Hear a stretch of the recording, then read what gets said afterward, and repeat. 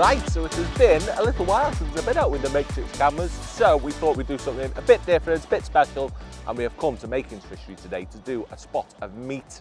Sort of shallow, in fact, yeah, exclusively shallow fishing. Something a little bit different from the normal slapping pellets, which I mean gets a bit repetitive at fishing pellets everywhere we go. So yeah, meat definitely at the minute, the venues I've been going, the likes of Barston, Larford, here at Makins in particular, meat's very much an important bait because of the variety of species that you're catching. I mean, all the venues I've just mentioned, all absolutely full of mixed species, namely great big skin bobs and big wobbly carp. And what you find is that with pellets in particular, in the days now when mostly we're using Coppens pellets, skimmers don't really like it. So definitely using meat at venues like that is absolutely ridiculous. And the weights that are getting caught of skimmers in particular, the likes of Barston and Larford, with the addition of a few carp at the end, is phenomenal. I mean, upwards of 100 pound of silverfish alone, just by fishing meat. So that's what we've come to do today. Catch some on meat, probably not too many skimmers. It's not an ideal day for it, but I want to talk through the little things that make meat so important for me, definitely when I'm targeting these mixed fisheries. So, straight out in, firstly is prep. And when I'm fishing shallow with meat, you've seen me in other videos in the past, very big fan of washing things off and making it sink as quickly as I possibly can when fishing on the bottom. When fishing shallow, however, straight out in. Yeah, I love the, what's the word? The ununiformed way in that it sinks. In that meat that hasn't been washed, it's got all different levels of fat in it. So what you find is pieces are a lot more buoyant, a lot heavier than others. So you get them sinking at all lovely different rates. And in that case, keeps fish sort of guessing, if you like. They've got to move about a lot more through your peg to intercept the pieces of meat because they're not sinking at uniform rate. So that's what I've got, straight out the tin, not even any water on it. Yeah, but still it sinks lovely. There's none floating whatsoever when I'm putting it out there. Just nice, easy as the meat, all cubed up, 6 mil. I can feed it, it sinks, but it sinks, say, all nice, all over the place.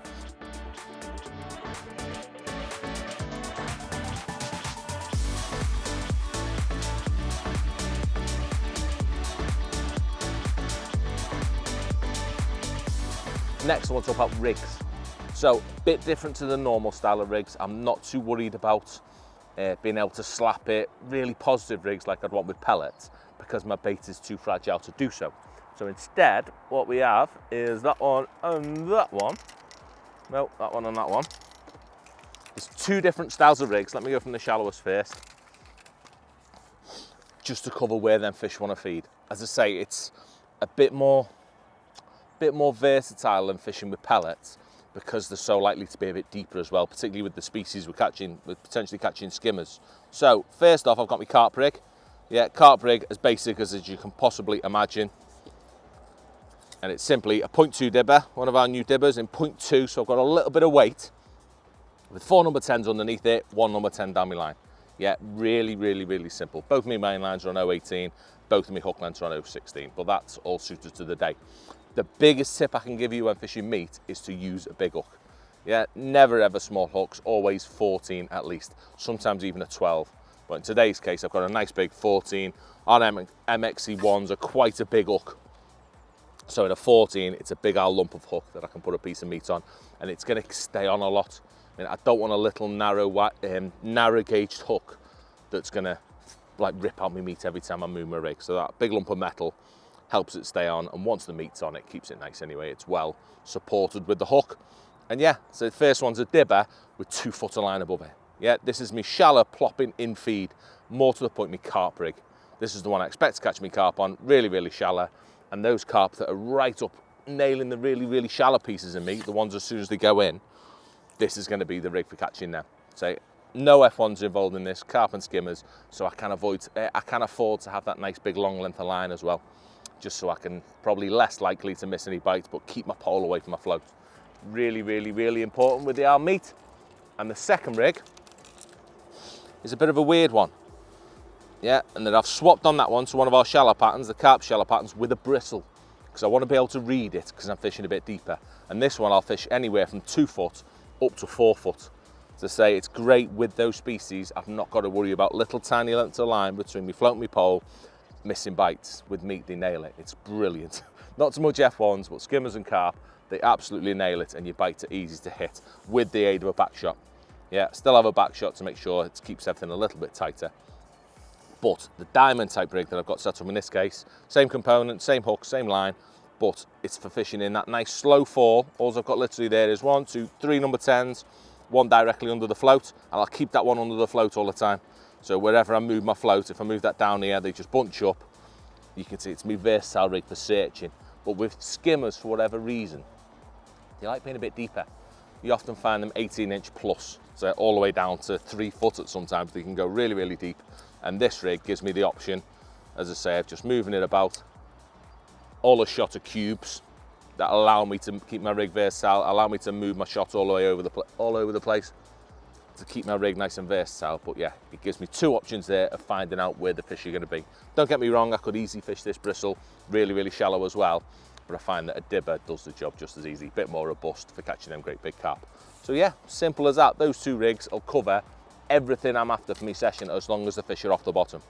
So that would be the 3rd rig that I'd set up as a rig on the deck. But today, no need to do that. But it is worth mentioning still, because the use of meat instead of using pellets, definitely for me is a, should we say, it's an advantage on really silty bottoms, because for some reason they don't bury as much in the silt. So whereas with pellets you get a really fizzed up nasty bottom, with this it just seems to stay a little bit nicer, a bit more controlled with meat, because it sinks a little bit nicer, probably less meat gets to the bottom as pellets do. And so with your deck rig you find that you catch a few more with meat than you do with pellets, particularly again with skimmers involved. For whatever reason, they absolutely love it.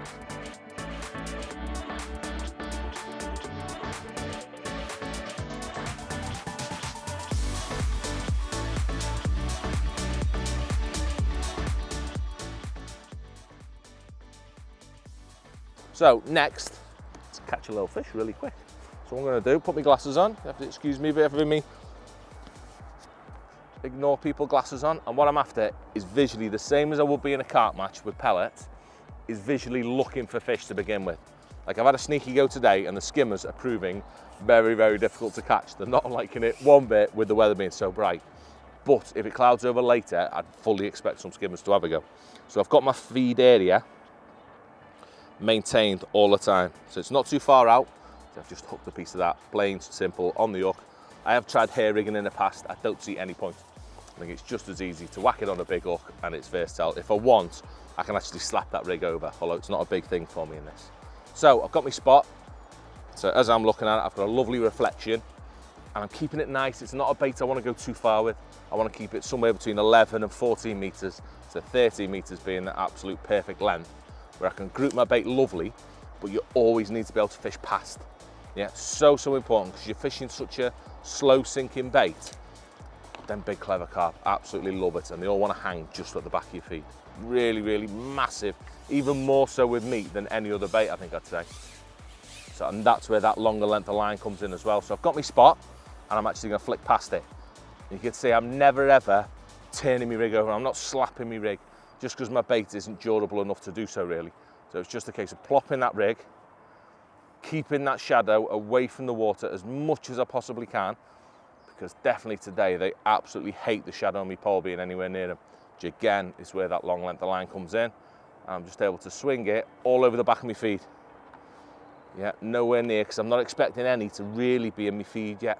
I think they'll have a little look at it, but I wouldn't expect to be too many fish wanting to be in my bait.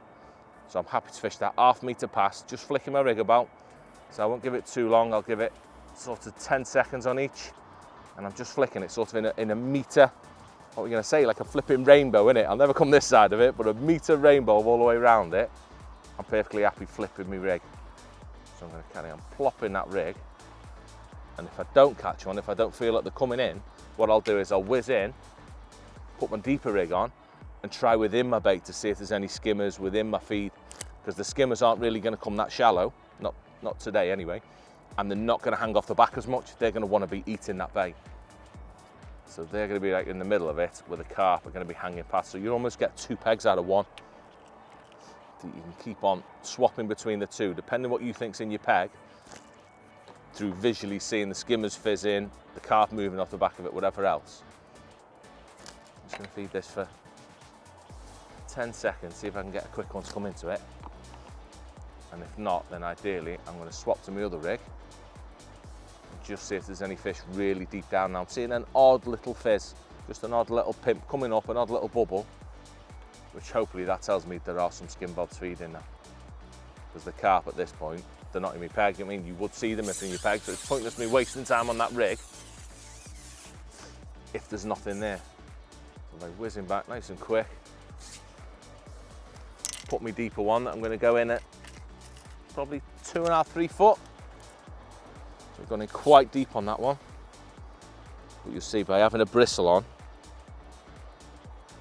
and all my shot nice and spread out. See what I mean? As soon as you come off it, they know they're so wary today that they don't want to be anywhere near that pole.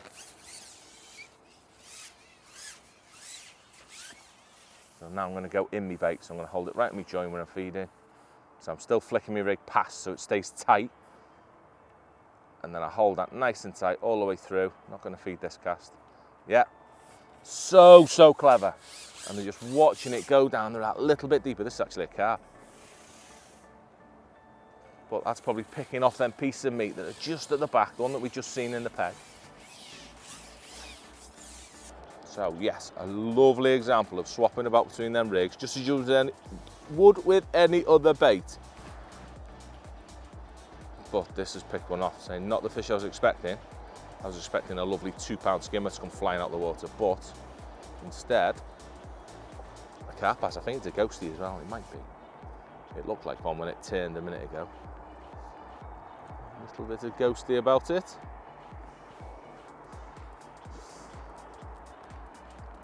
But yeah, it just keeps them happy. I honestly think with meat as well, like with pellets, I'd be worried now and I'd be wanting to feed to keep them in my peg.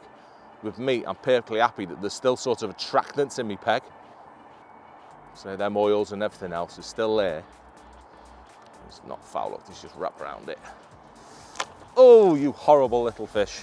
But yeah, we're finding where the fish are. Right, so not ideal with that one. I'd like to land that one, but say just a quick little informative video on this one. Definitely have a play with meat. You've still got time. I reckon this is a mega method until the start of October when the fish really are trying to beef up a little bit. They're happy to eat. Meat can definitely be far more productive and selective bait than the pellets can be. So worth a little try next time you go to your local commercial.